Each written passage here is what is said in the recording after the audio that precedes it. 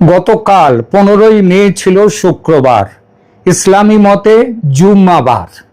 দীর্ঘ কয়েক দশকের রীতি রেওয়াজ মেনে এদিনও কলকাতার রাজাবাজারে মুসলমানরা রাজপথে একত্রিত হয়েছিলেন জুম্মার নামাজ আদায় করতে। কিন্তু সেখানে উপস্থিত পুলিশ বলে এখন থেকে রাস্তা আটকে নামাজ আদায় করা যাবে না, সরকারি আদেশ জারি হয়েছে।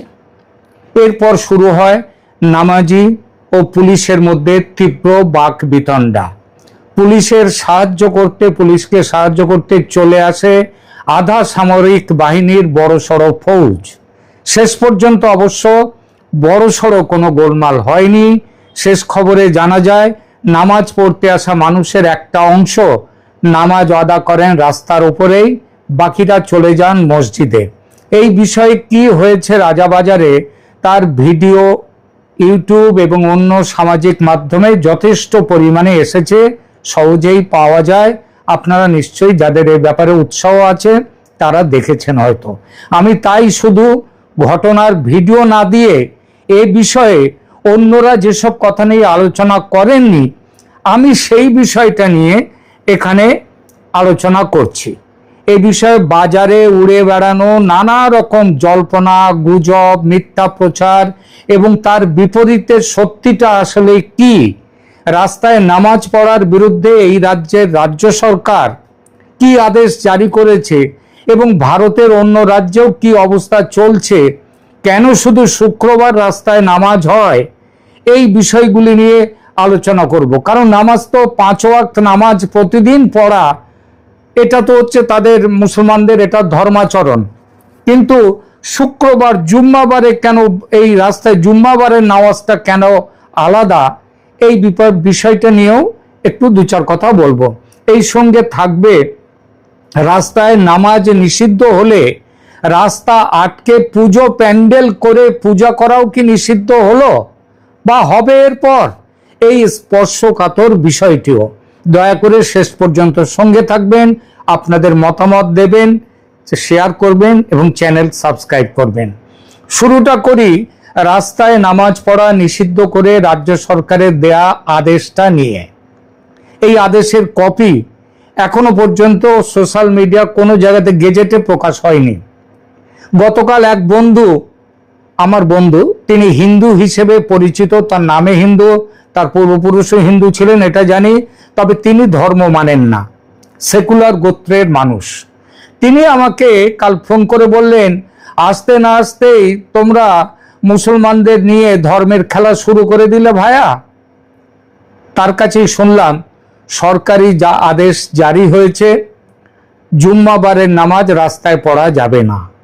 সরকারের এই একটি আদেশের ফলে জন্ম নিয়েছে রাজ্য জুড়ে তীব্র জল্পনা। শুধু রাজ্য জুড়ে কেন, রাজ্যের বাইরেও, এমনকি বিদেশেও। একদিন আগে আপনারা জানেন গরু জবাইয়ের প্রচলিত নিয়ম বন্ধ করে নতুন করে জারি করা হয়েছে 1950-এর সম্পর্কিত আইনটি। 8টা বিধিনিষেধ দেয়া হয়েছে। গরু, মোষ কাদেরকে হত্যা করা যাবে, কাটা যাবে, কাদের মাংস খাওয়া যাবে, ব্যবহার করা যাবে, সেই বিষয়টি কিভাবে করতে হবে, 8 দফা নির্দেশ। সেটা নিয়ে আমি একটা ভিডিও এর আগে করেছি। তারপরেই 1-2 দিন না কাটতেই হচ্ছে নামাজ নিয়ে এই আদেশ। যদিও আদেশের আগেই বলেছি সঠিক ভাষ্য নিয়ে প্রচুর মতভেদ, অন্তত এই মুহূর্তে। বেশিরভাগ মানুষ বলছেন সরকারি আদেশ হয়েছে রাস্তায় নামাজ পাঠ করা যাবে না। সুতরাং দেখা যাক পশ্চিমবঙ্গে কি সত্যি মুসলিমদের রাস্তায় নামাজ নিষিদ্ধ করে দিয়েছে নতুন বিজেপি সরকার। সোশ্যাল মিডিয়ায় বিষয়টি এমনভাবে ছড়ানো হয়েছে যাতে পুরো ঘটনার প্রকৃত ভাষ্যটাই আড়ালে চলে যায়। আজ আমরা এই বিতর্কের দাবি, বাস্তবতা, ধর্মীয় প্রেক্ষাপট এবং রাজনৈতিক অর্থ সমস্ত কিছু একসঙ্গে বুঝে নেয়ার চেষ্টা করব।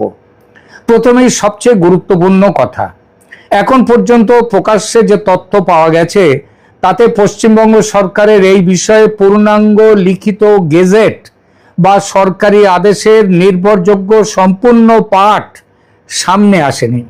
শুধু পুলিশের কাছে নির্দেশ গেছে এখন থেকে, সেই নির্দেশটা খুব সম্ভবত সেটাও মৌখিক নির্দেশ গেছে যে এখন থেকে রাস্তায় নামাজ পড়া যাবে না। মন্ত্রিসভা সিদ্ধান্ত নিয়েছেন, এরপরে গেজেট প্রকাশ হতে 1-2 দিন হয়তো সময় লাগবে।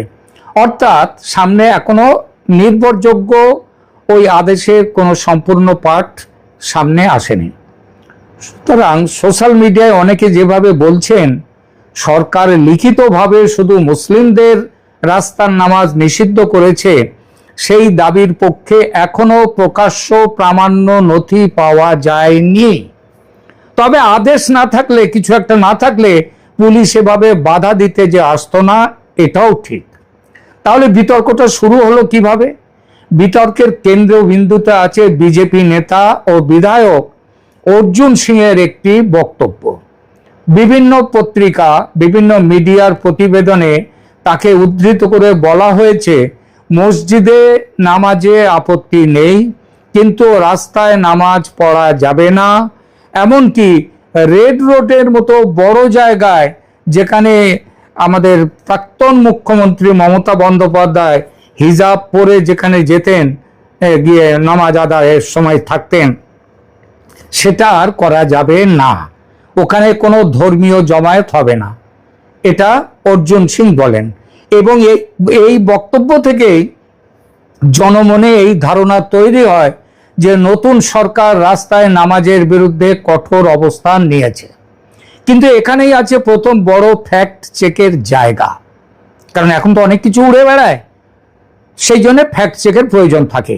কিছু প্রতিবেদনে আবার পুলিশ সূত্রের বক্তব্য উদ্ধৃত করে বলা হয়েছে যে সরকারের সিদ্ধান্ত হচ্ছে তাতে নামাজ নিষিদ্ধ করার সুনির্দিষ্ট কোনো ভাষা নেই।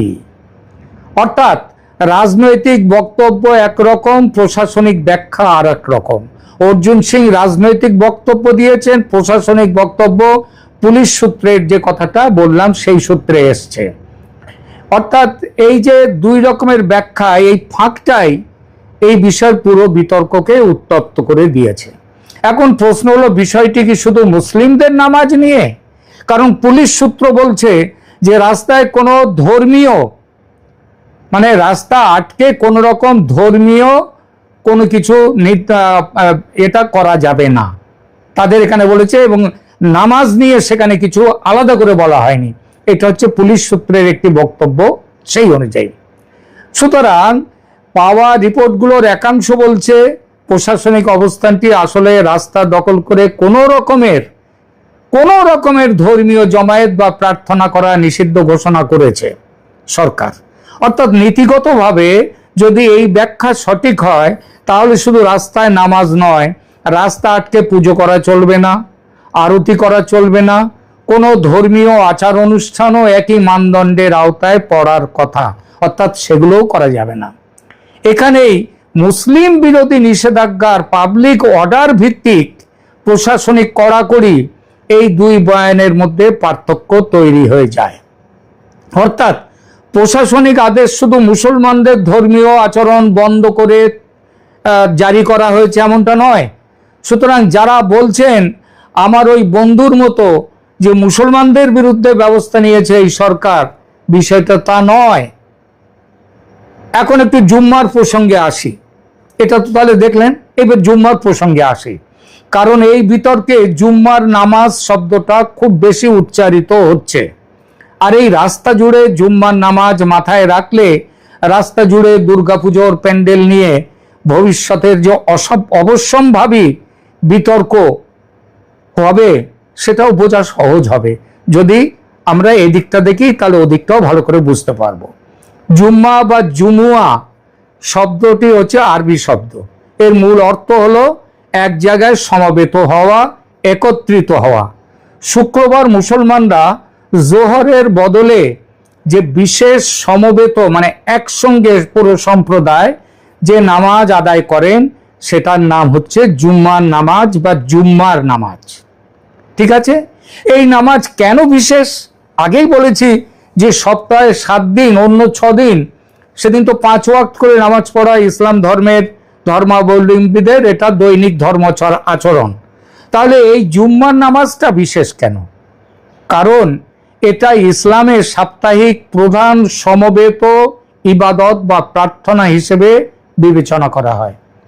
সাধারণ দৈনিক নামাজের মতো এটা শুধু প্রতিদিন যে নামাজটা পড়া হয় তারা হচ্ছেন তাদের নিজস্ব, তাদের ব্যক্তি, তাদের পরিবারের কথা কিংবা তাদের প্রার্থনা।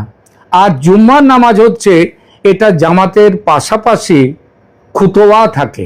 আর সেই খুতবা ধর্মীয় নৈতিক, খুতবা মানে আদেশ, নির্দেশ, এই নৈতিক সামাজিক দিক নির্দেশনার একটি গুরুত্বপূর্ণ অংশ হলো এই খুতবা। ওই যে আমাদের সব বলে না যে জুম্মার নামাজে নির্দেশ হবে যে মুসলমানরা কাকে ভোট দেবে, তাহলে তো এটা বুঝতে পারছেন সেখানেই বলে দেওয়া হয় যে তোমাদের সবাই কোথায় ভোট দেবে, এই রকম। ফলে এটা একটা খুব গুরুত্বপূর্ণ। এর ফলে জুমার নামাজ কেবল একটি ব্যক্তির প্রার্থনা নয়, এটা হচ্ছে মুসলিম সমাজ জীবনে এটা এক ধরনের সাপ্তাহিক সমাবেশ। এর ধর্মীয় ভিত্তিও কিন্তু খুব গুরুত্বপূর্ণ। কোরআনের যে সূরা আছে জুমার, তার 9 নম্বর আয়াতে বলা হয়েছে জুম্মার দিনের নামাজের আহ্বান হলে আল্লাহর দিকে মানুষ সেখানে ধাবিত হয় এবং সেখানটায় বেচাকেনা বন্ধ করার কথাও ওদিন বলা হয়। এই কারণেই জুম্মার নামাজ শুধু ঐতিহ্যগত নয়, আপনারা জানেন যে জুম্মার ইসলামী দেশে এই শুক্রবার এই জন্যই বেচা কেনা কাজকর্ম সমস্ত কিছু বন্ধ করা হয়, ছুটির দিন সাপ্তাহিক। কোরআনের ভিত্তি সম্পন্ন একটি সমবেত প্রার্থনা স্থল হিসেবেও মুসলমানদের কাছে এই জুম্মার নামাজের একটা বিশেষ মর্যাদা। আর ইতিহাসের দিকে, এর উৎপত্তির দিক থেকে কি বলা হচ্ছে যে হিজরতের পর মদিনা পর্বে জুমা ফরজ হয় এবং নবী মুহাম্মদের মদিনায় আগমনের পথেই তিনি প্রথম জুমার নামাজ পড়েন, আদায় করেন। যদিও এই অংশটি আধুনিক রাষ্ট্রীয় আইন বা প্রশাসনিক বিতর্কের সঙ্গে সরাসরি সম্পর্কিত নয়, আমার আজকের আলোচনা তো এই জুম্মার নামাজ নিয়ে এত কথা বলার কোনো কারণ নেই। শুধু বললাম এটা আমাদের কাছে যেমন আমাদের দুর্গা পূজা যেমন আমাদের কাছে সব থেকে বড় পূজা, আমি উৎসব কথাটা ব্যবহার করব না, কারণ আমরা হিন্দুরা পুজোর শেষ করে দিয়েছে এই দুর্গা পুজোকে উৎসব হিসেবে দেখে, ধর্মের দিকটা বাদ চলে গেছে। এবং এই ধর্ম না দেখে দুর্গা পুজোকে শুধু উৎসব বা ফুর্তি বা আরাম বিলাস, এই যে জিনিসটা, এইটা শুরু হয়েছে আমাদের এখানে আমাদের বিখ্যাত বামফ্রন্টের বাম সরকারের আমল থেকে, কমিউনিস্ট নীতিবোধ থেকে। সেখানে বলা হয়েছে শারদ দুর্গা পূজা বলা হয় না, আমাদের নিমন্ত্রণ পত্রে দেখবেন শারদ উৎসব, এটা পুজো নয়। মুসলমানদের অন্তত একটা দিকেই বলতে হয়, তারা এই জুম্মাটাকে কোনো উৎসব করেনি, জুম্মাবারের নামাজকে, এটা তাদের কাছে ধর্মাচরণ। এখন আবার পশ্চিমবঙ্গের প্রসঙ্গে ফিরি। গতকালের জুম্মার নামাজকে ঘিরে যে উত্তেজনার খবর পাওয়া গেছে তার সবচেয়ে স্পষ্ট রিপোর্ট এসেছে কলকাতার রাজাবাজার এলাকা থেকে, যেটা দিয়ে শুরু করেছি এখনকার আলোচনা, যেখানে রাস্তায় নামাজে পুলিশ বাধা দিলে উত্তেজনা তৈরি হয়। তবে একটা জিনিস মনে রাখতে হবে যে পশ্চিমবঙ্গের অন্য কোথাও একই ধরনের কোনো গোলমালের নির্ভরযোগ্য পৃথক রিপোর্ট পাওয়া যায়নি। এর মানে মুসলিম সমাজ কিন্তু এই প্রশাসনিক আদেশের বিরোধিতায় নামেনি, তারা সাধারণভাবে এই নিষেধাজ্ঞা মেনে নিয়েছে। এমন নিষেধাজ্ঞা কি ভারতের অন্য কোনো রাজ্যে আছে? একটু দেখা যাক।